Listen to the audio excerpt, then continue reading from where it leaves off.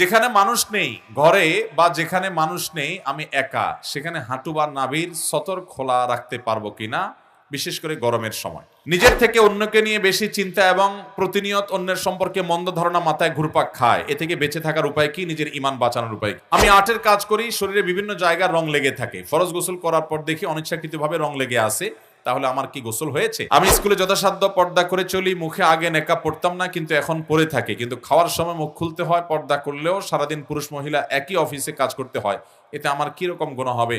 আমি একজন প্রাথমিক বিদ্যালয়ের শিক্ষক, আমার স্কুলে যেতে মাঝে মধ্যে দেরি হয়, কিন্তু আমি কাজে ফাঁকি দেই না, যথাসময়ে ক্লাস নেই এবং আন্তরিকতার সাথেই করি, দেরির কারণে আমি কি রকম গুনাহগার হব?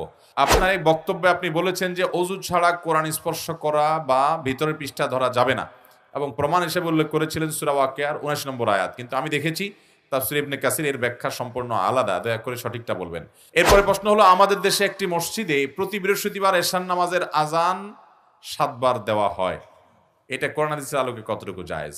এরপরে প্রশ্ন হলো, কি বলে সালাত শুরু করতে হবে এবং সালাত শেষ করতে হবে কি বলে? কি বলে ওযু শুরু করতে হয় এবং কি বলে ওযু শেষ করতে হয়? নামাজের মধ্যে উচ্চস্বরে ইয়া খোদা, ইয়া বাবা, ইয়া দয়াল ইত্যাদি বললে নামাজ হবে কি? আমি অনেক গোপনে গুনাহ করি, আমার বয়স 21-22 বছর হবে, আমি তওবা করে ধরে রাখতে পারছি না, আমার এমন অবস্থায় বিয়ে করার মতো সুযোগ নেই, এখন আমার করণীয় কি, দয়া করে বলবেন। এরপরে প্রশ্ন হলো, বর্তমানে অনেকেই আছে যারা 4-5টা বেশি সূরা পারে না, এখন তারা যদি 5 ওয়াক্ত নামাজ অল্প কিছু সূরা পাঠ করে আদায় করে, তাহলে কি চলবে, নাকি কিছু বেশি গুরুত্বপূর্ণ সূরা পাঠ করতে হবে? সূরাগুলো কি কি তা জানাবেন। এরপর প্রশ্ন হলো, বর্তমানে অনেক মেয়েরা বোরকা পরে, কিন্তু অনেক মেয়েরাই বোরকা ইসলামিক বিধান অনুযায়ী পরে না, তারা বোরকা পর্দার চেয়ে ফ্যাশন হিসেবে বেশি ব্যবহার করে, এদের উদ্দেশ্যে কি বলবেন? আমার 2টা কন্যা সন্তান আছে, 2টাই সিজারিয়ান, আমি তৃতীয়বারের মতো মা হতে যাচ্ছি, বাচ্চা না নেওয়ার জন্য বা কম সন্তানের জন্য গুনাহগার হয়ে যায়, এই জন্য আমি জীবনের ঝুঁকি নিয়ে তৃতীয় সন্তান ধারণ করেছি, এই সন্তান হওয়ার পর কি আমি স্থায়ী কোনো পদ্ধতি নিতে পারবো? এরপরে প্রশ্ন হলো, বউয়ের সাথে মহব্বত বাড়াবো কিভাবে? আমি স্বপ্নে দেখেছি ইমাম মাহদী জন্মগ্রহণ করেছেন, ওই স্বপ্ন দেখার কারণটা কি হতে পারে? সন্তান প্রতিবন্ধী কেন হয় ভাই? প্রথম প্রশ্ন, অনেক সময় আমাদের মা বাবা আমাদেরকে বদদোয়া দিয়ে ফেলেন রাগের চোটে, এরপরে যখন তারা স্বাভাবিক হন তারা নিজেরাই অনুতপ্ত হন। প্রশ্ন হলো, রাগের মুহূর্তে তারা যে বদদোয়া করে বসেছেন, এর কারণে আমাদের কোনো ক্ষতি হবে কিনা? খুব গুরুত্বপূর্ণ প্রশ্ন। অনেক মা বাবা আছেন, একটু রাগ হলে, একটু মাথা গরম হলেই ছেলে মেয়েকে গজব, বদদোয়া, ঠাডা, নানা রকমের কথা বলে তাদেরকে বদদোয়া দিয়ে বসে, আছে না নাই? খুব খারাপ কথা, কথায় কথায় বদদোয়া দেওয়া এটা ভালো জিনিস না, কিন্তু আবার মা বাবার বদদোয়া সন্তানের জন্য খুব ডেঞ্জারাস বিষয়। কিন্তু যদি অপাত্রে অন্যায়ভাবে বদদোয়া দেয়, সন্তান এই বদদোয়া পাওয়ার উপযুক্ত না, মা বাপ ভুল বুঝে বদদোয়া দিয়ে দিলেন। অনেক সময় দেখা যায় মা বাপ অন্যায় চাচ্ছেন, এই অন্যায় চাওয়া পূরণ না করার কারণে সন্তানকে উনি বদদোয়া দেওয়া শুরু করে দিলেন। এরকম উল্টাপাল্টা বদদোয়া যদি দেন, ইনশাআল্লাহ এর কারণে সন্তানের ক্ষতি হবে। আবার যদি রাগের চোটে বদদোয়া দিয়েছেন সন্তানকে, পরক্ষণে তিনি নিজেই অনুতপ্ত হয়েছেন যে না, আমার এটা বলা ঠিক হয় নাই, ইনশাআল্লাহ এর কারণে সন্তানের ক্ষতি হবে না। কোরআনে কারীমে আল্লাহ বলেছেন, লাউ ইয়াজ্জুলুল্লাহু আন-নাসা শাররা ইসতিআজালাহুম বিল খাইর লাকুদিয়া ইলাইহিম আজালুহুম, মানুষ তাদেরকে আল্লাহ তাআলা ভালোটা চাইলে যত তাড়াতাড়ি দেন, বদদোয়া করলে খারাপটা চাইলে যদি এরকম সাথে সাথে দিয়ে দিতেন, তাহলে বাঁচত না, মানুষ সব শেষ হয়ে যেত। অতএব আল্লাহ খারাপটা সাথে সাথে দেন না, অনুতপ্ত হয়ে ফিরে আসলে আল্লাহ তাআলা ওটার ক্ষতি থেকে বাঁচিয়ে রাখেন। সন্তান প্রতিবন্ধী কেন হয় ভাই? আল্লাহ রাব্বুল আলামিনের কোনো হিকমা, কোনো রহস্য আছে। হয়তো বাবা মাকে আল্লাহ তাআলা, তাদের সবরকে আল্লাহ তাআলা পরীক্ষা করেন এবং এর মাধ্যমে তারা সবর করতে পারলে তাদের আল্লাহ তাআলা জান্নাত দেন, গুনাহ মাফ করেন, অথবা আল্লাহ তাআলা অন্য কোনো হিকমত আছে। কিন্তু আমাদের সমাজে একটা কুসংস্কারাচ্ছন্ন বিশ্বাস আছে যে মা যদি খারাপ হয়, বাপ যদি খারাপ হয়, কপাল পোড়া হয়, আল্লাহর পাপিষ্ঠ বান্দা হয়, তাহলে তাদের সন্তান প্রতিবন্ধী হয়। এমন কোনো কথা কোরআন হাদিসে কোথাও বলা হয় নাই। প্রতিবন্ধী অনেক নেককার মানুষের ঘরে হতে পারে কি পারে না। আমাদের এই সমাজে কারোর যদি প্রতিবন্ধী সন্তান হয়, ওই লোকটার প্রতি সবার দয়া মায়া হওয়া উচিত, তাকে সবাই সাহায্য করা উচিত, যে সন্তানটাকে নিয়ে কত কষ্টে আছে বেচারা, উল্টা বরং আরো খোঁচাখুচি করে তার কষ্ট আরো বাড়ায় দেয়। এই সমস্ত কুসংস্কার আমাদেরকে বিদায় করতে হবে ইনশাআল্লাহ। এরপর প্রশ্ন হলো, বর্তমানে অনেক মেয়েরা বোরকা পরে, কিন্তু অনেক মেয়েরাই বোরকা ইসলামিক বিধান অনুযায়ী পরে না, তারা বোরকা পর্দার চেয়ে ফ্যাশন হিসেবে বেশি ব্যবহার করে, এদের উদ্দেশ্যে কি বলবেন? এরকম লোক অনেক আমাদের সমাজে আছে, যে বোরকা এমন টেডি বোরকা পরে, এমন জাকজমকামলা বোরকা পরে যে ওই বোরকাটা ঢাকার জন্য আরেকটা বোরকা দরকার। বোরকার উদ্দেশ্য হলো সৌন্দর্য ঢেকে রাখা। সৌন্দর্য ঢেকে রাখতে হবে কেন? কারণ তার সৌন্দর্য নিয়ে অন্য পুরুষরা বাজে চিন্তা করবে, এটা কোনো আত্মসম্মান বোধ সম্পন্ন নারী করতে দিতে পারে। অতএব সেই জায়গা থেকে তিনি কি করবেন? পর্দা করবেন। এখন বোরকাটাই যদি মানুষের দৃষ্টি, পুরুষদের দৃষ্টিকে আকৃষ্ট করে, এত জাঁকজমকপূর্ণ হয়, তাহলে তো সেক্ষেত্রে সৌন্দর্য বরং আরো প্রকাশ করলেন। আল্লাহ বলেছেন ওয়ালা ইউবদিনা যিনাতাহুন্না, নারীরা তাদের সৌন্দর্য প্রকাশ করবে না ইল্লা মা যাহারা মিনহা, তবে যেটা তার সহ পর্দা করার পরও থাকে প্রকাশ, সেটা ভিন্ন কথা। অর্থাৎ বাইরের অংশ, কাপড়ের বাইরে এটা তো দেখা যেতে পারে, কিন্তু কাপড় দিয়ে তার সৌন্দর্যকে ডাকবে। অতএব জাঁকজমকপূর্ণ বোরকা এটা বোরকা না, এটা ফ্যাশন। এটার কারণে পর্দা করার যে সওয়াব সেটা হাসিল হবে না, এবং পর্দা করার যে ফরজ আমল সেটা হবে না। অনেক বোন আছেন হঠাৎ অশ্লীল জীবন থেকে পর্দায় আসছেন, ফ্যাশন দিয়ে শুরু করছেন, আমরা বলে আস্তে আস্তে সামনে আগান, এটাই মূল পর্দা না। আমাদের অনেক ভাইরা আছেন প্রবাসে থাকেন, বিদেশ থেকে জাঁকজমকপূর্ণ একটা বোরকা বইয়ের জন্য নিয়ে আসেন, এটা কোনো বোরকাও না, বোরকার জাত না। এটার কারণে পর্দা হবে, পর্দা হলে পরিপূর্ণভাবে ঢোলা ঢালা হবে, টাইট হবে না, অতিরিক্ত চাকচিক্য, কারুকার্যই যদি থাকে তাহলে আর বোরকা হলো কি? অতএব এই বোরকা পড়লে পর্দা হবে না। আমার 2টা কন্যা সন্তান আছে, 2টাই সিজারিয়ান। আমি 3য়বারের মতো মা হতে যাচ্ছি। বাচ্চা না নেওয়ার জন্য বা কম সন্তানের জন্য গুনাহগার হয়ে যাই, এই জন্য আমি জীবনের ঝুঁকি নিয়ে 3য় সন্তান ধারণ করেছি। এই সন্তান হওয়ার পর কি আমি স্থায়ী কোনো পদ্ধতি নিতে পারবো? কারণ আমার হাই ব্লাড প্রেশার আছে, তাছাড়া 2টি সন্তানের বেশি হলে মাতৃত্বকালীন ছুটি পাওয়া যায় না ইত্যাদি। আপনার পরামর্শ কি? যদি কোনো বোন এরকম হয় যে 2টা বাচ্চা সিজার হয়েছে, এখন 3য় বাচ্চা সিজার হলে তার জীবনের রিস্ক আছে, এটা অভিজ্ঞ ডাক্তার এবং ধার্মিক ডাক্তার যার মধ্যে আল্লাহর ভয় আছে, তিনি যদি এরকম বলেন, তাহলে সেক্ষেত্রে তিনি আর বাচ্চা না নেওয়াটা তার জন্য গুনাহ হবে না, তিনি জন্ম নিয়ন্ত্রণ করতে পারেন। কিন্তু স্থায়ী পদ্ধতিতে না যেয়ে তিনি অস্থায়ী পদ্ধতিতে দীর্ঘমেয়াদী 3 বছর 5 বছর, আবার 5 বছর পরে আবার 3 বছর 5 বছরের জন্য বিভিন্ন পদ্ধতি আছে, সেই পদ্ধতিগুলো তিনি অবলম্বন করবেন। কারণ স্থায়ীভাবে জন্ম নিয়ন্ত্রণ করা এটা শরীয়তে জায়েজ নাই। বিশেষ করে এটার জন্য অনেকে দেখা যায় যে কোনো বিশেষ অঙ্গ কেটে ফেলে দেন, অপারেশন করে ফেলে দেন একেবারে, এটা জায়েজ নাই ইসলামে। কেন জায়েজ নাই এটা আমাদের বুঝতে হয়তো সময় লাগে, কিন্তু জায়েজ নাই। এই নাজায়েজ হওয়া জিনিসটা করলে আমাদের ক্ষতি আছে। আমি ব্যক্তিগতভাবে এরকম মানুষকে চিনি যে আল্লাহ তাআলা কোটি কোটি টাকা দিয়েছেন, ছেলে মেয়ে 2টা ছিল, 1 ছেলে 1 মেয়ে। এই 1 ছেলে 1 মেয়ের ভিতর একটা রোড অ্যাক্সিডেন্টে মারা গেছে, আরেকটা মেয়ে বিয়ে দিয়েছে, কিছুদিন পর অশান্তি, স্বামীটা অমানুষ, বাধ্য হইয়া বা না বুঝে ইমানের দুর্বলতার কারণে সে গুনাহের কাজ করে, অর্থাৎ আত্মহত্যা করে দুনিয়া থেকে সে চলে গেছে। এই অবস্থায় তাদের স্বামী স্ত্রী দুজনের টাকার অভাব নাই, কিন্তু ওই যে 2টা হওয়ার পরে স্থায়ী জন্ম নিয়ন্ত্রণ একেবারে বাচ্চা হওয়ার রাস্তায় বন্ধ করে দিছে, ব্যাস এখন তাদের বাচ্চা হওয়ার মতো বয়স থাকলেও, সুযোগ থাকলেও সেই সুযোগ তারাই বন্ধ করে ফেলেছে, আর সে সুযোগ নেই। এই জন্য আল্লাহ তাআলা কোনো কিছু নিষেধ করলে, ইসলামে কোনো কিছু নিষেধ হলে সে নিষেধাজ্ঞা মেনে চলার মধ্যেই আমাদের কল্যাণ আছে, যেন স্থায়ীভাবে জন্ম বিরতি করা যাবে না। তবে হ্যাঁ, অসুবিধা হলে আপনি অবশ্যই জন্ম বিরতি করতে পারবেন।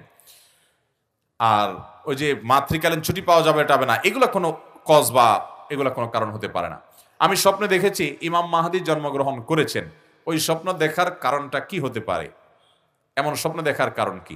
ইমাম মাহদী জন্মগ্রহণ করেছেন কিংবা অমুক মৃত্যুবরণ করেছেন, এগুলো যদি আমরা কেউ স্বপ্ন দেখি, তো আমাদের এই স্বপ্নগুলো কোনো ওহী না যে এটা দেখে আমি চূড়ান্তভাবে ডিসিশন দিয়ে দিব হ্যাঁ ইমাম মাহদীর জন্ম আসলেই হয়ে গেছে।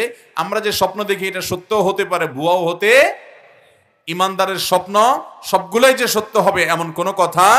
তবে এটা ঠিক, ইমানদারকে কিয়ামত যত নিকটবর্তী হবে, মুবাশশিরাত বলা হয়, সুসংবাদবাহী স্বপ্ন বেশি দেখানো হবে।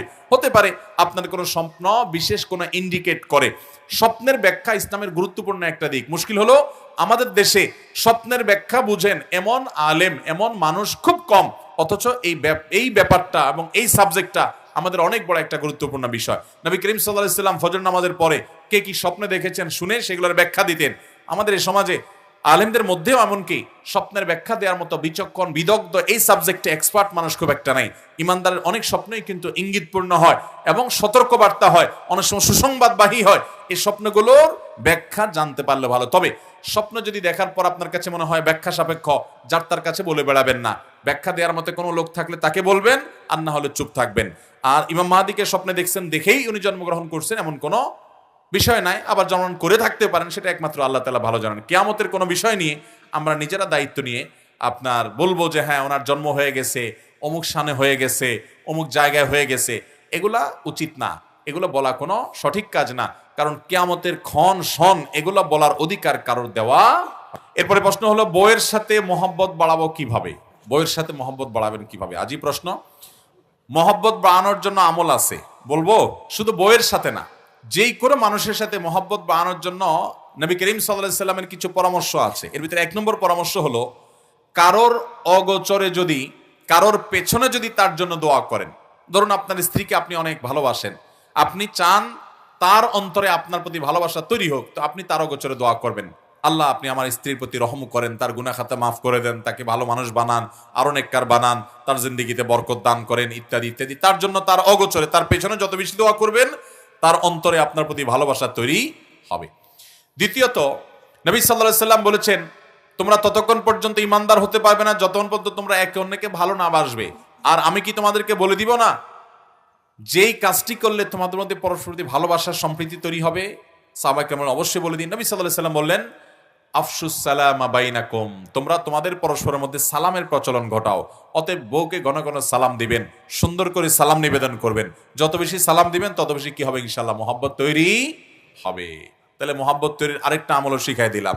আর 3 নম্বর আমল হলো, নবী সাল্লাল্লাহু আলাইহি সাল্লাম বলেছেন যে তাহাদু তাহাবু, তোমরা এক অন্যকে হাদিয়া দাও, উপহার বিনিময় করো, তাহলে মহব্বত তৈরি হবে। বইয়ের জন্য ঘন ঘন শাড়ি কিনে নিয়ে আসবেন, সামর্থ্য যতটুকু আছে ততটুকু অনুযায়ী হাদিয়া তোফা কিনে নিয়ে আসবেন, বুট বাদাম কিনে নিয়ে আসবেন, যেটা সে পছন্দ করে সেটা নিয়ে আসবেন। যত হাদিয়া দিবেন তত কি হবে? মহব্বত তৈরি হবে। একই কথা স্বামীদের বেলায় প্রযোজ্য। তাহলে 3টা আমল শিখাই দিলাম, এগুলা করলে কি হবে? মহব্বত তৈরি। আর সবর করতে হবে। দাম্পত্য জীবনে সবরের কোনো বিকল্প নাই। আমাদের দেশে দাম্পত্য জীবনে সুখ শান্তির পরিমাণ এই পরিমাণ কমছে যে বেশিরভাগ দম্পতিরা সুখে নাই। বিয়ে হতে দেরি, তালাক হতে দেরি নাই। পত্রপত্রিকা খোলেন, দেখবেন যে কোনো এলাকাতে 14টা করে প্রতিদিন বিয়ে হচ্ছে, তো 10টা করে ভাঙছে।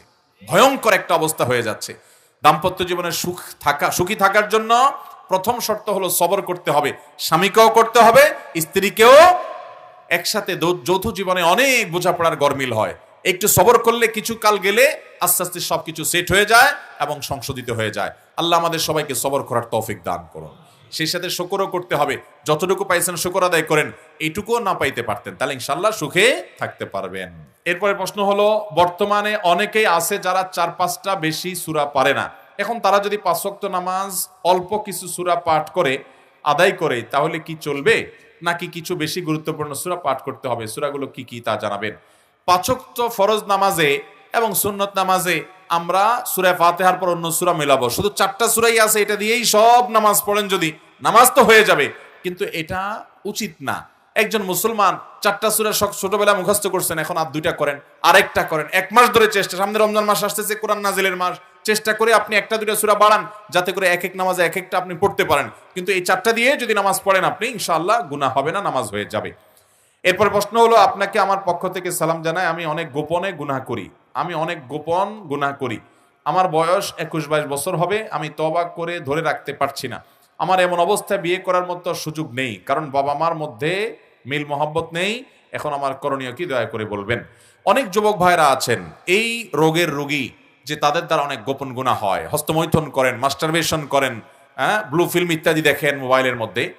এগুলো থেকে বাঁচার জন্য আপনাকে কয়েকটা হার্ড ডিসিশন নিতে হবে। মনে রাখবেন, এগুলো আপনার দুনিয়াকেও শেষ করবে, আখিরাতকেও শেষ করবে, মেধাকেও শেষ করবে, স্মৃতিশক্তিও শেষ করবে, দৃষ্টিশক্তিও শেষ করবে, আপনাকে সব দিক ধ্বংস করে দিবে।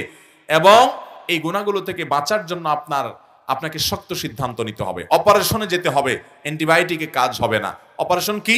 অপারেশন হলো যেই মোবাইলের কারণে আপনি হারাম জিনিস দেখেন না, ফেসবুক আইডিতে গিয়া, গুগলে গিয়া, আপনি কি অ্যাপ যে আছে, যে অ্যাপ দিয়ে আপনার সবগুলো ওপেন করে, সেরকম কোনো অ্যাপ দিয়া আপনি এরকম গুনাহ করেন, তাহলে সেক্ষেত্রে প্রয়োজনে এই স্মার্টফোন 4-6 মাসের জন্য বিক্রি করে ফেলায় দেন। একটা বাটন ফোন কিনেন, ওইটা দিয়ে কাজ সারেন কিছুদিনের জন্য।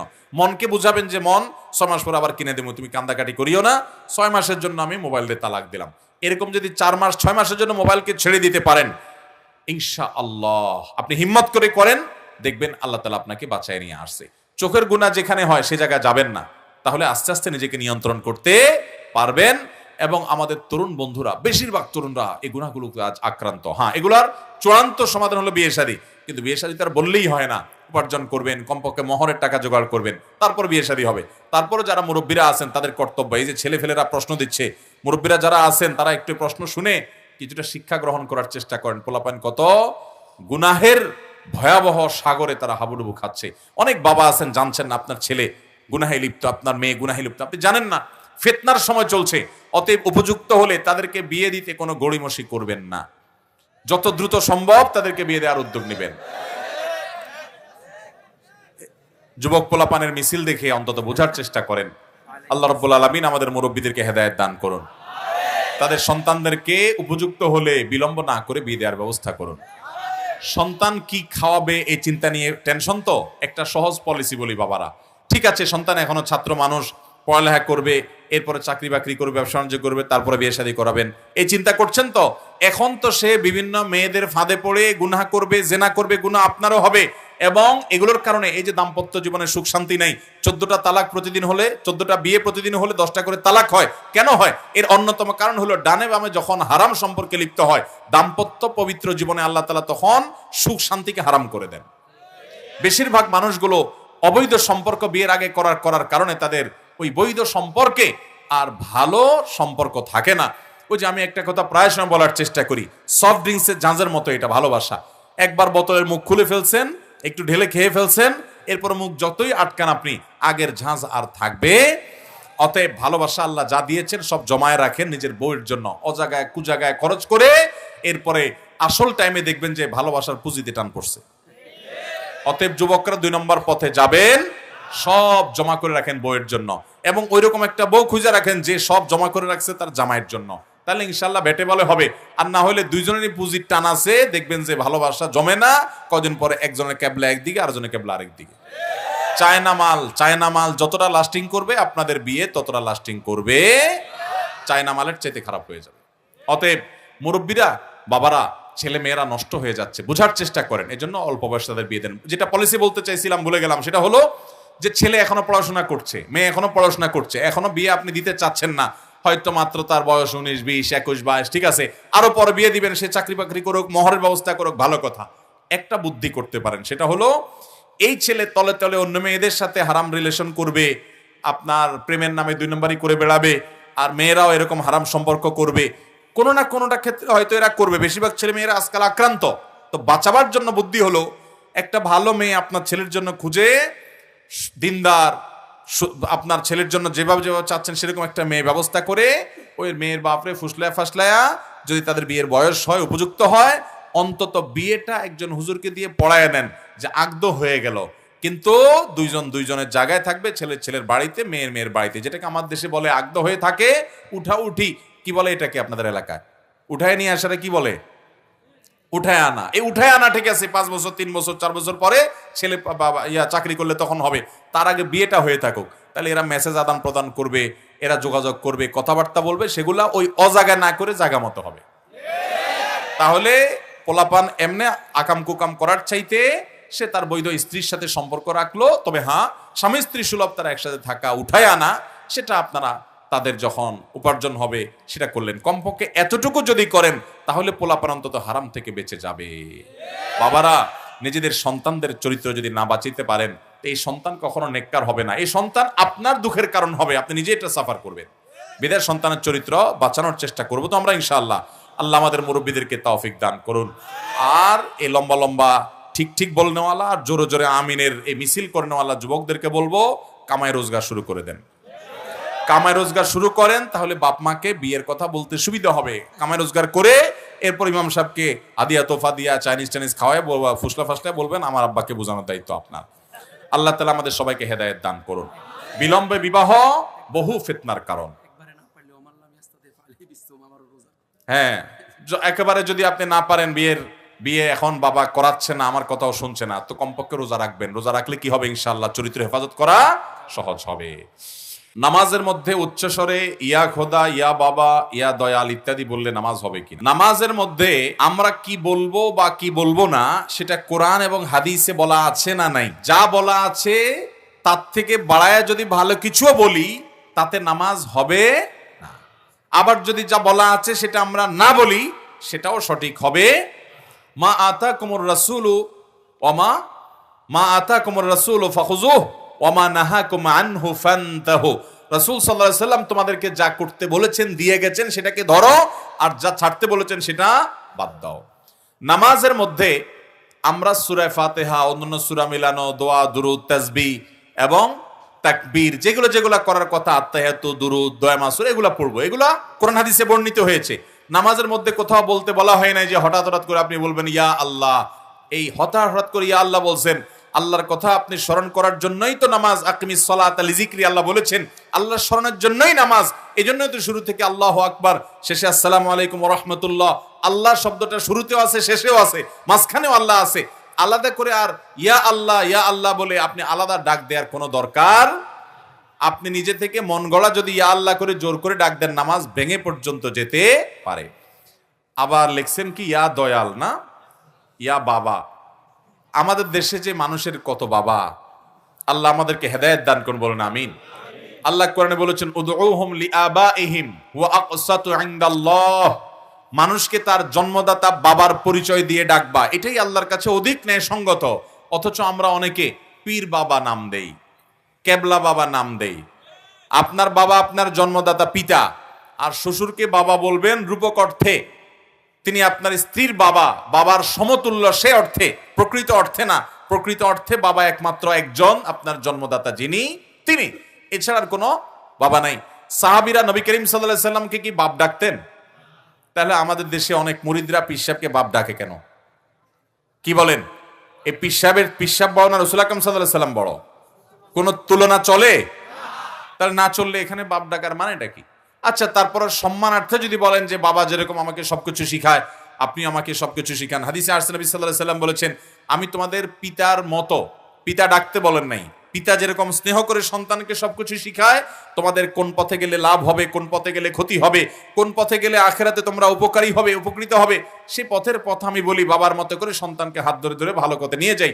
এটা রূপক অর্থে বাবা বলা হয়েছে, সে অর্থে আপনি বলেন, অসুবিধা নাই। কিন্তু নামাজের মধ্যে আবার ইয়া বাবা, অনেকে আছে যে পীর সাহেবের ছবি সামনে রেখে নামাজ পড়ে, অনেকে আছে পীর সাহেবের ছবি সামনে রেখে ওখানে সেজদা পর্যন্ত দেয়।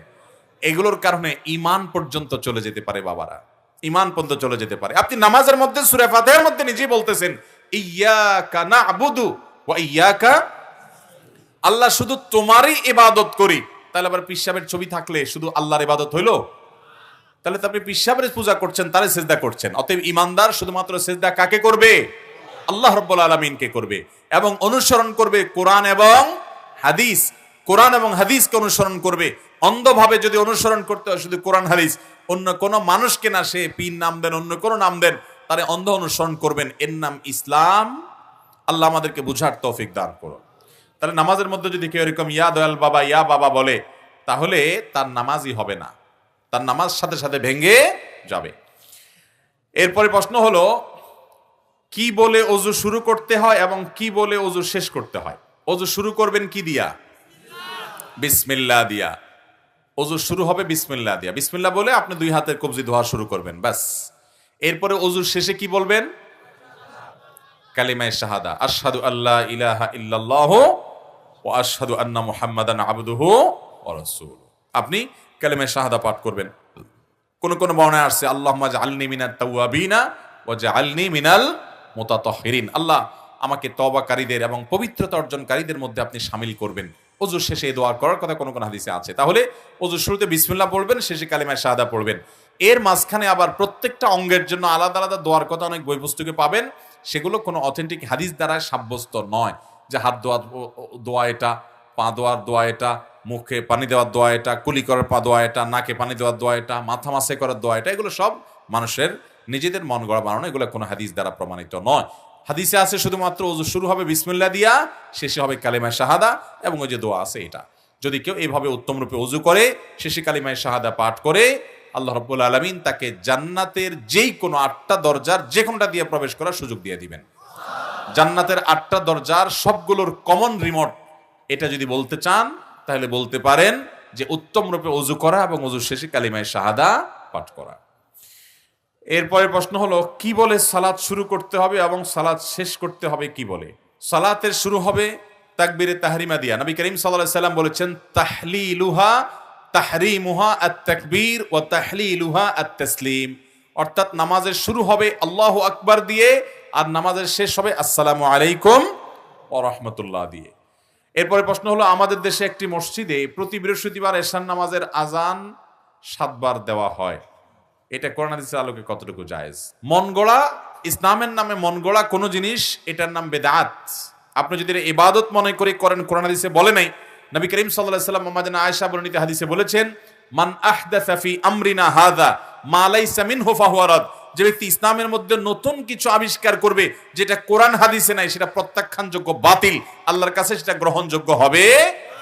আপনি জিকিরের নামে এমন পদ্ধতি বাইর করে নিলেন কোরআন হাদিসে নাই, তাহলে সেটা আল্লাহর কাছে কি হবে? বাতিল। আপনি দেখবেন যে কোরআনে আছে কিনা অথবা হাদিসে আছে কিনা, তা না হলে সেটা গ্রহণ করা যাবে। বিধায় এশার আযান একবার দিবেন, বৃহস্পতিবার হলে আবার 7 বার দিতে হবে, এরকম কোনো কথা না। যদি এটাকে আপনার এই পদ্ধতিকেও যদি অনুসরণ করে, সেটা বিদআত হবে। আর কুল্লু বিদআতিন দালালাহ ওয়া কুল্লু দালালাতিন ফিন্নার। বিদআত এটা ভ্রষ্টতা, আর ভ্রষ্টতার ঠিকানা জাহান্নাম। এরপর প্রশ্ন, আপনার এই বক্তব্যে আপনি বলেছেন যে অজু ছাড়া কোরআন স্পর্শ করা বা ভিতরের পৃষ্ঠা ধরা যাবে না, এবং প্রমাণ হিসেবে উল্লেখ করেছিলেন সূরা ওয়াকিয়ার 79 নম্বর আয়াত। কিন্তু আমি দেখেছি তাফসীর ইবনে কাসির এর ব্যাখ্যা সম্পূর্ণ আলাদা। দয়া করে সঠিকটা বলবেন। যদি আপনি এটা আমার কোনো বক্তব্য শুনে থাকেন, তাহলে আমার মনে হয় আপনি ভুল শুনেছেন, অথবা কেউ এটা ভুলভাবে প্রকাশ করছে। কোরআনে কারিমে আল্লাহ রাব্বুল আলামিন বলেছেন, লা ইয়ামাসসুহু ইল্লাল মুতাহহারুন, পবিত্র ব্যক্তিরা ছাড়া এটাকে, অর্থাৎ কোরআনকে স্পর্শ করে না। এই আয়াত দ্বারায় অজু করা ছাড়া কোরআন স্পর্শ করা যাবে না, এই আয়াত দ্বারায় আমরা প্রমাণ করার চেষ্টা কোথাও করেছি বলে আমার মনে পড়ে না। কারণ আমি জানি এই আয়াতের সবচেয়ে প্রসিদ্ধ এবং গ্রহণযোগ্য ব্যাখ্যা হলো যে এখানে লোহে মাহফুজের কোরআনের কথা বলা হয়েছে, আর মুতাহহার বলতে, পবিত্র বলতে ফেরেশতাদের কথা বলা হয়েছে।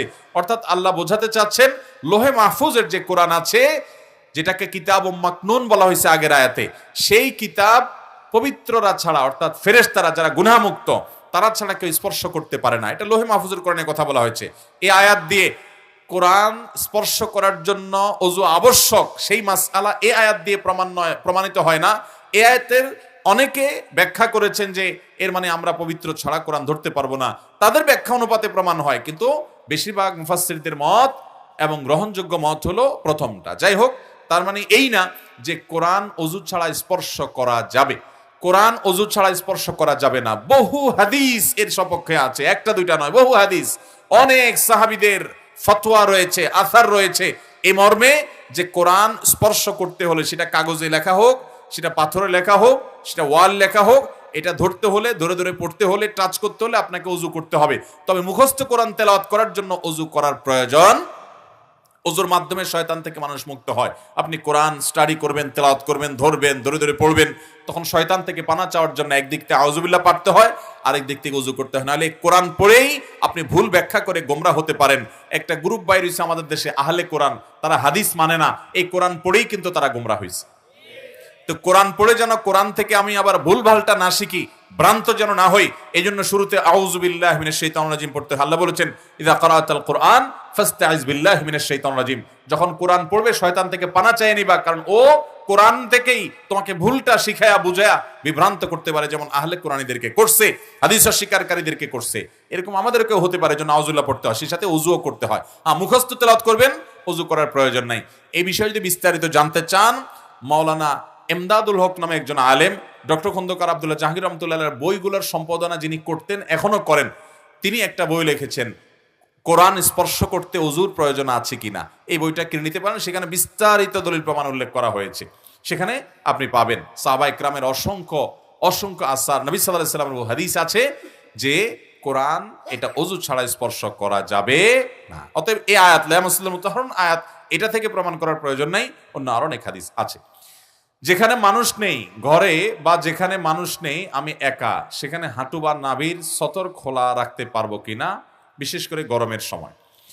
যদি এমন কোনো জায়গায় আপনি থাকেন যেখানে অন্য কোনো মানুষ নেই, ধরুন আপনি আছেন, আপনার স্ত্রী আছেন, তো স্ত্রীর সামনে তো আর আপনার সতর নেই, তাহলে সেক্ষেত্রে, অথবা আপনি একা একা আছেন, সেখানে আপনি যদি হাঁটুর উপরে কাপড় খুলে বসে থাকেন, অথবা আপনি সতরের কোনো অংশ উন্মুক্ত করে বসেন, আপনার কোনো বিশেষ কারণে, গরমের কারণে হোক, অতিষ্ঠ হয়ে বা অন্য কোনো কারণে, এটা জায়েজ আছে।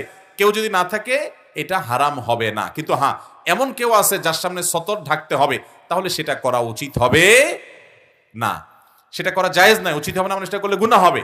ধরুন আপনার ভাই আছে, বাবা আছে, মা আছে, তাদের সামনে সতর উন্মুক্ত করা যাবে না। এখন তো এমন একটা সময় আমরা পার করছি, অনেক যুবক পোলাপাইন আছে, বাসা বাড়িতে মা বা ভাই বোন সবাই আছে, কিন্তু সে হাফ প্যান্ট পরে ঘুরে বেড়ায়। আছে না নাই? আহা, এই সতর উন্মুক্ত করার কারণে গুনাহ হবে। মানুষের রান এটা সতরের অন্তর্ভুক্ত, এটাই বিশুদ্ধতর মত এবং সতর্কতাপূর্ণ মত, এটাই বিশুদ্ধতর মত। বিধায় আপনি এই রান উন্মুক্ত করবেন না। তবে সৌদি আরবের অনেক উলামা একরাম, অনেক ফোকায়ে কেরামের মতে আপনার রান সতরের অংশ না, সেজন্য সৌদিয়ানদের অনেককে দেখবেন যে তারা এরকম উপরে কাপড় তুলে ফেলে রান খোলা রাখে, এটা তারা জায়েজ মনে করেন। কিন্তু বিশুদ্ধতর মত এবং হানাফি মাযহাব এবং অন্যান্য মাযহাব আমাদের মত হলো, এবং অধিকতর বিশুদ্ধতর মত হলো যে রান সতরের অংশ, এবং এটা অধিক এহতিয়াতপূর্ণ মত বটে, সতর্কতাপূর্ণ মত বটে। যাই হোক, যুবক ভাইরা যারা হাফ প্যান্ট পরে ঘুরে বেড়ান অন্যদের সামনে, এর কারণে আপনাদের গুনাহ হবে, সতর তরক করার গুনাহ হবে। এই যে আপনারা ফুটবল দেখার জন্য অস্থির হন, রাত বিরাত জেগে জেগে দেখেন, যারা ফুটবল খেলে এরা হাঁটু এবং রান উন্মুক্ত করে হাফ প্যান্ট পরে খেলে, তাদের এই সতর খোলাটা যেরকম ইসলামী শরীয়ত দৃষ্টিকোণ থেকে জায়েজ না, যদিও তারা অমুসলিম বেশিরভাগ, তাদের জায়েজ না জায়েজ কিছু আসে যায় না, কিন্তু একজন মানুষ সতর মুক্ত করলে আপনি তার সতর দেখাটাও গুনাহের কথা, জায়েজ হতে পারে। বিধায় এরকম একাকী থাকলে সেটা জায়েজ আছে, কিন্তু কারোর সামনে সতর মুক্ত করা কি হবে না, জায়েজ হবে না। আমি একজন প্রাথমিক বিদ্যালয়ের শিক্ষক, আমার স্কুলে যেতে মাঝে মধ্যে দেরি হয়, কিন্তু আমি কাজে ফাঁকি দেই না, যথাসময়ে ক্লাস নেই এবং আন্তরিকতার সাথেই করি। দেরির কারণে আমি কিরকম গুনাহগার হব? আপনারা এখানে অনেক বিভিন্ন কলকারখানা এখানে চাকরি করেন আছেন ভাইরা আমার, কোনো কোম্পানিতে সরকারি বেসরকারি যে কোনো কাজে আমরা যখন চাকরি করব, তখন যেই সময় আমার থেকে নেওয়া হয়েছে 8 ঘন্টা 10 ঘন্টা যেটা চুক্তি আছে আমার সাথে, ওই সময়টা আমাকে প্রতিদিন দিতে হবে। ওই সময়টা যদি আমি না দেই, ঢোকার সময় দেরি করে ঢুকি, বের হওয়ার সময় আগে বের হই, মাস শেষে বেতনটা আমি পুরোপুরি নেই, তাহলে অতিরিক্ত যে সময়টা আমি কাজ করলাম না অথচ বেতন পুরা নিলাম, এর কারণে কিন্তু কিয়ামতের ময়দানে আমাকে হিসাব দিতে হবে। এটা আমার জন্য জায়েজ হবে। আর যদি কাজের ফাঁকে ফাঁকে মোবাইলে গেমস খেলেন আর চ্যাটিং করেন বইয়ের সাথে, আর আলাপ সালাপ করেন অন্যদের সাথে, যেহেতু সুপার ফোরম্যান নাই, বস নাই, উপরস্থ কর্মকর্তা নাই, সিসি ক্যামেরা বন্ধ, বা চান্সে আপনি এই কাম করেন, তাহলে ওই টাইমগুলোর যে বেতন হবে সেটাও কিন্তু নেওয়া হালাল হবে। আমরা অনেকে হালাল চাকরি করেও আমাদের উপার্জন হারাম হতে পারে এইভাবে। কথা কি বুঝাতে পারছি? কাজটা হালাল কিন্তু আপনি ফাঁকি ঝুঁকি দিচ্ছেন। হ্যাঁ, এতটুকু যদি হয় যে আপনি মোবাইল ধরলেন, কথা বললেন, ফোরম্যানও জানে যে এতটুকু হাই হ্যালো 1 মিনিট আধা মিনিট এতটুকু অ্যালাউড, তারাও কিছু বলে না, সেটা ঠিক আছে। কিন্তু আপনি চান্স পেয়ে মোবাইল টিপতেছেন, আস্তে করে বস আসছে, মোবাইলটা লুকায় ফেলছেন, তার মানে আপনি চুরি করতেছেন। তাহলে এটা কি হবে না, জায়েজ হবে? এই কাজগুলো আমাদের দ্বারা হয় কি হয় না? অতএব যদি এরকম হয়, তাহলে সেক্ষেত্রে অতিরিক্ত কাজ করে সেটা পোষায় দিতে হবে। আপনার একদিন দেরি হয়েছে, আরেকদিন পরে একটু বাড়ায় কাজ করে আপনি ফিঙ্গারপ্রিন্টের পরে বা কার্ড মারার পরেও আপনি কাজ করে হয় পোষায় নেবেন। আর না হয় আপনার বস বা মালিক যে উপরস্থ যারা আছেন তাদের কাছে বলে নেবেন যে আমার এইটুকু কিন্তু ভুলে একদিন দেরি হয়েছে, আগে আসছে, অতএব আপনি এটা পারমিটেড করেন। তিনি পারমিশন দিয়ে দিলেন, আলহামদুলিল্লাহ, আপনার জন্য জায়েজ হবে ইনশাআল্লাহ। আমি স্কুলে যথাসাধ্য পর্দা করে চলি, মুখে আগে নেকাব পড়তাম না, কিন্তু এখন পরে থাকি, কিন্তু খাওয়ার সময় মুখ খুলতে হয়। পর্দা করলেও সারাদিন পুরুষ মহিলা একই অফিসে কাজ করতে হয়, এতে আমার কি রকম গুনাহ হবে? আপনার পরামর্শ কি? দেখুন, মহিলারা যদি কাজ করতে গিয়ে পর্দার খেলাফ করতে হয়, তাহলে সেই কাজ করা শরীয়তে জায়েজ নাই। পর্দার মধ্যে থেকে আপনি কাজ করতে পারলে সেটা আপনি করবেন, আর না হলে সেটা আপনার জন্য করা কি হবে না, জায়েজ হবে না। আমি আর্টের কাজ করি, শরীরে বিভিন্ন জায়গায় রং লেগে থাকে, ফরজ গোসল করার পর দেখি অনিচ্ছাকৃতভাবে রং লেগে আছে, তাহলে আমার কি গোসল হয়েছে? আপনি যদি রঙের কাজ করেন, তাহলে সেক্ষেত্রে শরীরের কোনো জায়গায় যদি আপনার রং লেগে যায়, এই রং সাধারণত যেগুলো লেগে যায়, এই রং যদি আপনার চামড়ার উপরে আলাদা একটা স্তর সৃষ্টি করে, আবরণ ফেলে দেয়, তাহলে আপনার অজু গোসল হবে না। অজু গোসলের আগে অবশ্যই সেই রং আপনাকে রিমুভ করতে হবে। যে মেডিসিন দিয়ে রং রিমুভ করা যায় ওইটা দিয়ে পরিষ্কার করে তারপর আপনাকে অজু করতে হবে, না হলে কিন্তু আপনার অজু বা গোসল হবে না। এরপরে প্রশ্ন হলো, সম্প্রতি এক ভিডিওতে দেখা গেছে যে জনৈক ব্যক্তি মাদ্রাসা শিক্ষার বিরুদ্ধে বিষোদ্গার করছেন এবং তিনি প্রশ্ন রেখে বলছেন মাদ্রাসা থেকে পড়াশোনাকে বের করে কয়েকজন মিলে নাকি একটা মাদ্রাসায় প্রতিষ্ঠা করে, তাদের নাকি এদেশে আর কোনো অবদান নাই। আপনি কি বলবেন? দেখুন, ওলামায়ে কেরাম এদেশে মাদ্রাসা প্রতিষ্ঠা করে এদেশে সৎ, নেককার, আল্লাহভীরু এবং মানুষের মতো মানুষ গড়ার কাজটা তারা আঞ্জাম দেন। এই কাজটা যদি ওলামায়ে কেরাম আঞ্জাম না দিতেন, তাহলে আমাদের মতো এরকম দেশে, যে দেশে অনেক কিছুর অভাব অনটন আছে, মানুষের মাথা মানুষ খাইতো, এখনো পর্যন্ত যতটুকু অপরাধ নিয়ন্ত্রণে আছে, আইনশৃঙ্খলা রক্ষাকারী বাহিনীর যতটুকু অবদান আছে, এর পাশাপাশি ওলামায়ে কেরামের অবদান অনস্বীকার্য। এই দেশ থেকে যৌতুককে বিদায় দেওয়ার জন্য সবচেয়ে বেশি অবদান বলতে গেলে শতকরা 90% অবদানই কিন্তু আলেমদের। প্রতিটি মসজিদের মিম্বর থেকে, মাহফিলের মঞ্চ থেকে যৌতুক বিরোধী বক্তব্য আজ নয়, আমরা ছেলেবেলা থেকে শুনে আসছি। এর মাধ্যমে এই দেশটি কুসংস্কার মুক্ত হয়েছে। এরকম আরো বহু বড় বড় কুসংস্কার সমাজ থেকে বিদায় দিয়ে সত্য এবং ন্যায় প্রতিষ্ঠা করার কাজ ওলামায়ে কেরাম আঞ্জাম দিয়েছেন। যেই সমস্ত ইয়েতিম ছাত্ররা এদেশের হাজার হাজার মাদ্রাসায় পড়াশোনা করে, এই ইয়েতিম ছাত্রগুলোকে যদি ওলামায়ে কেরাম তত্ত্বাবধান না করতেন, তাহলে যে সমস্ত ছেলেরা রাস্তায় অথবা আপনার কোনো বস্তিতে মা বাপের শাসনবিহীন অবস্থা বেড়ে ওঠে, এদের অনেকে সিসকে সন্ত্রাসী হয়ে যায়, অনেকে চুরি চেঁচড়ামি এবং অনেকে আপনার ছিনতাইকারী ইত্যাদি সন্ত্রাস খুনের দিকে পর্যন্ত অনেকে চলে যায়। এই শত শত হাজার হাজার নয় বরং লাখো এতিমকে মাদ্রাসাগুলো যদি লালন পালন না করত, তাহলে এই দেশে সন্ত্রাসের স্বর্গরাজ্য কায়েম হতো। বরং সেই সন্তানগুলো দেশের সবচাইতে ভালো মানুষ, শ্রেষ্ঠ মানুষ, যারা কখনো মাদকের কারবার করে না, যারা যৌতুক খায় না, যারা মানুষ খুন করে না, যারা ধর্ষণ করে না, যারা ইফটিজিং করে না, যারা সমাজে দুর্নীতি করে না, যারা অন্য সমস্ত দাগি দাগি অপরাধগুলো করে না, সেই রকম সোনালী মানুষগুলো তৈরি হয় মাদ্রাসাগুলো থেকে। দেশে যদি কোনো ডাক্তার ইঞ্জিনিয়ার নাও থাকে, তারপরও মানুষ সব মরে সাফ হয়ে যাবে এমন না, হয়তো নাগরিক সুবিধা থেকে মানুষ বঞ্চিত হবে। একসময় যখন এত ডাক্তার ইঞ্জিনিয়ার ছিল না, তখনও পৃথিবীতে মানুষ ছিল, কিন্তু মানুষের ভিতরে যদি মনুষ্যত্ব না থাকে, মনুষ্যত্ব যদি হারিয়ে যায়, মানুষ যদি পশুর মতো হয়ে যায়, তাহলে সেই সমাজ কখনো বাসযোগ্য সমাজ হতে পারে না। ওলামায়ে কেরামের অবদান যারা চোখে দেখেন না, আমরা তাদেরকে বলতে চাই, আমরা স্কুল কলেজকে কখনো প্রতিপক্ষ মনে করি না। স্কুল কলেজও আমাদের, মাদ্রাসাও আমাদের, কিন্তু এই টাইপের মানুষগুলো যারা বিভক্ত করতে চায় দেশের মানুষকে, আমি তাদেরকে প্রশ্ন রাখতে চাই যে আপনার মতো মানুষরা স্কুল কলেজে পড়েছেন কেন? সরকারি একটা চেয়ার দখল করার জন্য, সরকারি একটা পদ দখল করার জন্য, যাতে করে ওইটাতে দখল করে আপনি এই দেশকে শোষণ করতে পারেন, মানুষকে শোষণ করতে পারেন, দুর্নীতি করতে পারেন, টিন চুরি আর গম চুরি করতে পারেন, ডাকাতি করতে পারেন, আত্মসাৎ করতে পারেন, দুর্নীতি করতে পারেন। এই দেশে যতটুকু উন্নতি না হয়েছে ততটুকু আপনাদের দুর্নীতির কারণে হয়েছে, হুজুরদের কারণে না। অতএব ওলামায়ে কেরামের ব্যাপারে যারা বিশুদ্ধগার করে, মাদ্রাসার ব্যাপারে যারা বিশুদ্ধগার করে, এরা মূলত জানে যে এদের যত অপকর্ম আছে এগুলোর জন্য সবচেয়ে বড় বাধা হলো এদেশে আলেমরা। এই জন্য তারা ওলামাদের না খোঁচাইলে তাদের পেটের ভাত হজম। এই যে মানুষগুলো যারা বিশুদ্ধগার করে আলেমদের বিরুদ্ধে, এরা কয় টাকা মাদ্রাসা জীবনে দিছে, তার বাপের টাকা দেখেন কোনোদিন মাদ্রাসায় লাগে নাই, কিন্তু খোঁচাখুচিতে এরা উস্তাদ। এরা বেশিরভাগ হলো এই দেশে বসবাস করলো, তারা বিভিন্ন দেশের অমুসলিম দেশের ক্রীড়ানক, তাদের দালাল, তাদের টাকা খেয়ে তারা এই কাজগুলো করে। এরা আমাদেরকে দেশপ্রেমের সবক দেয়, কিন্তু এদের ছেলে মেয়েগুলো বেশিরভাগ দেখবেন যে বিদেশে এস্টাবলিশ করে সেখানে ঘরবাড়ি করে সেখানেই থাকে। এরা এদেশে এসে টেলিভিশনে বিভিন্ন জায়গায় এসে আমাদেরকে নতুন নতুন করে সবক দেয়। আলেমদের চাইতে দেশের প্রতি ভালোবাসা, দায়িত্ববোধ আর এই সমাজে অন্য পেশার অনেকের মধ্যে আছে, কিন্তু পরিমাণে অনেক কম। অতএব ওলামায়ে কেরাম এদেশের বোঝা নয়, তারা এদেশের সম্পদ। তারা এদেশের কি সম্পদ। ওলামাদের মর্যাদা আল্লাহ তাআলা আমাদেরকে দেওয়ার তৌফিক দান করুন। আল্লাহর রহমতে দাড়ি রাখছি আলহামদুলিল্লাহ। এখন আমি সুন্নতি চুল রাখতে চাচ্ছি, কান বাবড়ি অর্থাৎ কান পর্যন্ত, কিন্তু আমার মা রাখতে দিতে চায় না। তিনি বলেন তার এই সুন্নত নাকি পছন্দ হয় না, কিন্তু আমার বাবা রাখতে দিবে, এখন আমি কি করব? প্রথম কথা হলো যে মাকে বুঝাইতে হবে, মা নবীজির কোন সুন্নত এটা যদি বলে যে আমার ভালো লাগে না, অপছন্দ হয়, তাহলে এটা ঈমান নিয়ে টানাটানি হতে পারে। হ্যাঁ, এটা ঠিক যে আমি এই সুন্নতটা পালন এই মুহূর্তে করতে নিষেধ করতে পারি বিশেষ কোনো কারণে, সেটা অসুবিধা নাই, কিন্তু নবীজির সুন্নতের প্রতি অবজ্ঞা অশ্রদ্ধা প্রকাশ হলে সেটা কিন্তু ঈমান নিয়ে টানাটানি হতে পারে, বিশেষ করে যে ঠাট্টা বিদ্রুপ হয়, এটা মাকে বোঝাইতে হবে।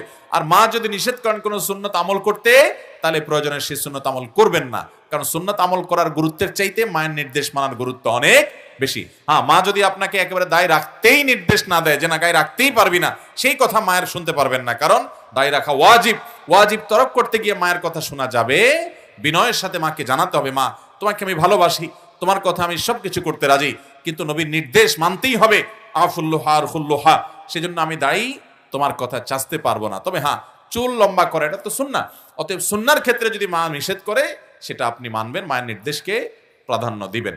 নিজের থেকে অন্যকে নিয়ে বেশি চিন্তা এবং প্রতিনিয়ত অন্যের সম্পর্কে মন্দ ধারণা মাথায় ঘুরপাক খায়, এ থেকে বেঁচে থাকার উপায় কি? নিজের ঈমান বাঁচানোর উপায় কি? আমাদের এই যুগে বেশিরভাগ লোক নিজের চরকায় তেল না দিয়ে অন্যের চরকায় তেল বেশি দেয়। বিশেষ করে ফেসবুকে গেলে দেখবেন যে অমুকের ইমান নাই, অমুক কাফের হয়ে গেছে, অমুকের এই ভুল হয়েছে, অমুকের ওইটা হয়েছে, নিজের কোনো খোঁজ খবর।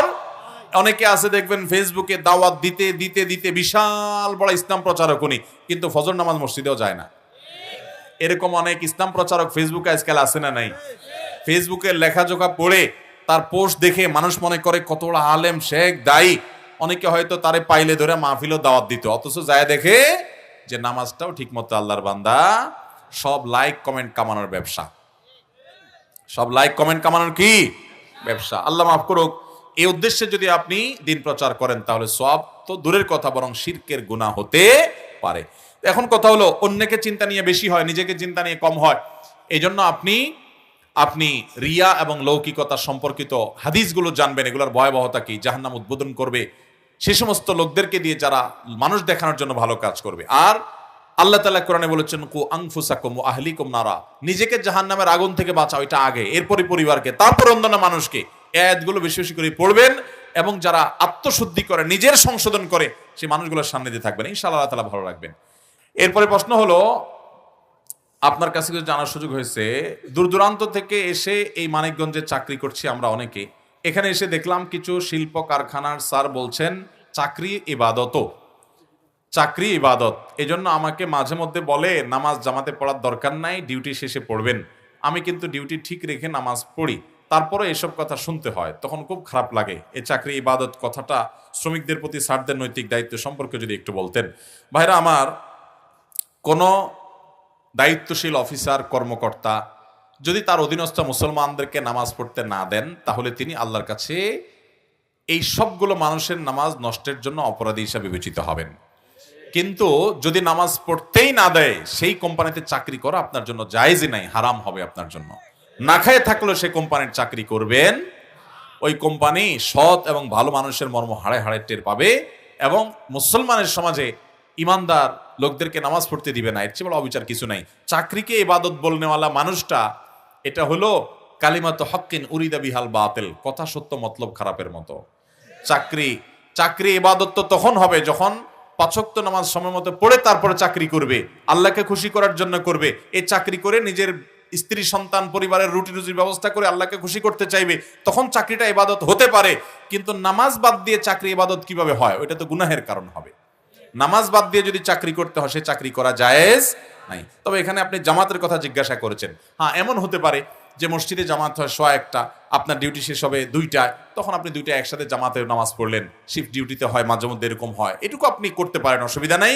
কিন্তু তারপরেও যদি আপনি অফিসার থেকে নামাজের ছুটি নিয়ে আপনি নামাজটা পড়তে পারেন, সেটা ভালো। কিন্তু আমি এটাও জানি যে অনেক অফিসার নামাজের ছুটি দিতে চায়, কিন্তু নামাজের ছুটি নিয়ে অনেকে 15 মিনিটের জায়গায় ওই চান্সে 30 মিনিট নামাজের নাম দিয়ে কাটায়। সেরকম ফাঁকিবাজ শ্রমিকও আছে। অতএব শুধুমাত্র অফিসার আর মালিককে দোষ দিলে হবে না। প্রত্যেকে যখন আল্লাহর ভয় অন্তরে লালন করবে, তখন সমাজে কোনো ক্রাইসিস থাকবে। আল্লাহ তাআলা মালিকদেরকেও আল্লাহর ভয় লালন করার তৌফিক দান করুন, শ্রমিকদেরকে আল্লাহর ভয় লালন করার তৌফিক দান করুন। আমার অধিকার নষ্ট করে করুক, কিন্তু আমি কারোর অধিকার নষ্ট করব? আল্লাহ আমাদের সবাইকে আমলের তৌফিক দান করুন। তারাবির নামাজ না পড়লে গুনাহ হবে কিনা? তারাবির নামাজ যদি না পড়েন, এর কারণে কাবিরা গুনাহ হবে না। তারাবির নামাজ না পড়লে রোজা হয়ে যাবে, কিন্তু তারাবির নামাজ পড়া উচিত। নবী সাল্লাল্লাহু আলাইহি ওয়াসাল্লাম বলেছেন, মান কামা রমাদানা ঈমানান ওয়া ইহতিসাবা গুফিরা লাহু মা তাকাদ্দামা মিন যামবি। যে ব্যক্তি আল্লাহকে খুশি করার জন্য ঈমানের সাথে তারাবির নামাজ পড়বে, আল্লাহ তার পেছনের সমস্ত গুনাহ মাফ করে দিবেন। এই জন্য তারাবির নামাজ ছাড়া উচিত না ভাই। হ্যাঁ, আপনি জামাতে পড়তে পারেন না ডিউটি কারণে, ওকে, তারাবির নামাজ এমন নামাজ জামাতে পড়তে পারেন না, অসুবিধা, আপনি একা একা পড়েন। আপনি বাড়ি থেকে আপনার স্ত্রীকে পেছনে রেখে আপনি জামাতে নামাজ পড়েন, হয়ে যাবে। তারপর আপনি নামাজ পড়েন। একেবারে সবসময় আপনি 20 রাকাত পড়তে পারেন না, 8 রাকাত পড়তে পারেন না, আপনি কিছু না কিছু পড়েন অন্তত, একেবারে না পড়ার চাইতে। অথবা মাঝে মধ্যে আপনি বাদ দিলেও আপনার রোজা হয়ে যাবে, কবিরা গুনাহ হবে না। কিন্তু একেবারে তারাবির নামাজ গোটা মাসেই পড়বেন না, সেটা তো উচিত না। রমজান তো আমলের মাস, একটু কষ্ট হলেও, ডিউটির পরে হলেও আপনি রাত 2টা, 1টা, 3টা যখন সুযোগ পাবেন ফজরের আগ পর্যন্ত, এর মধ্যে আপনি তারাবি পড়লেও আদায় হয়ে যাবে, যদি ডিউটির কারণে দেরিতে পড়া লাগে। কিন্তু তারাবি পড়তে হবে, পড়ার চেষ্টা করা উচিত। এর মানে এই না যে তারাবি না পড়লে কাবিরা গুনাহ হবে, বিষয়টা এরকম না। যেটা ফরজ ওয়াজিব না, সুন্নাত এবং গুরুত্বপূর্ণ সুন্নাত, সেজন্য এটা আদায় করার চেষ্টা থাকা উচিত। নিয়মিত ত্যাগ করলে গুনাহ হবে, কিন্তু এটা ত্যাগ করলে অর্থাৎ তারাবি না পড়লে যে রোজা হবে না, ব্যাপারটা কিন্তু সেরকম না।